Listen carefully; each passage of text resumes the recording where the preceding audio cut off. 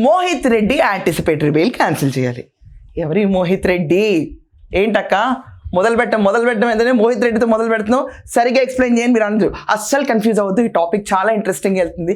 చాలా boring subject continue చేస్తున్న కొంతమంది రీసెర్చర్స్ చెప్పే వాళ్ళందరూ లిక్కర్ కుంభకోణం అని చెప్తున్నారు. కానీ ఆంధ్రప్రదేశ్లో జరిగిన లిక్కర్ కుంభకోణం గురించి ఎవరన్నా ఆలోచిస్తే కనుక అరే వాహ్, ఎక్కడున్నాళ్ళు, ఎలా వెళ్ళిపోయారు, ఏమి అసలు బేసిక్ లైఫ్ స్టైల్ లేని వాళ్ళందరూ కూడా ఈరోజు కోట్లకు పడగలెత్తేశారు.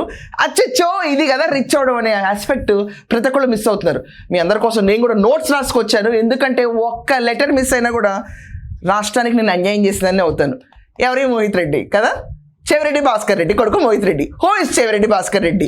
రోజు కోర్టులకు హాజరయ్యేటప్పుడు ఒక రకంగా నేను టీనేజర్ని, నేను అర్జెంటుగా లైన్ వేయాలి, సైట్ వేయాలి అన్న రీతిలో హ్యాంగర్ని ఇలా పట్టుకుని ఏలాడతా బస్సుకి ఎక్కకుండా ఇలా వెనక వాళ్ళు ఇచ్చి తోస్తా ఉన్న ప్రెస్కి నేను చెప్పేయాలి, నన్ను బలమైన చూసేసేయాలని కోర్టుకి వెళ్ళిపోయి గోల పెట్టేసి లిక్కర్ వాసన పడదు, నేనెవరిని, వేదశాస్త్ర పాఠశాల నడుపుతున్న గొప్ప మనిషిని, నా పైన ఈ లిక్కర్ ఆరోపణ అని చెప్పి డ్రామాలు నడిపిన చెవిరెడ్డి భాస్కర్ రెడ్డి కొడుకు.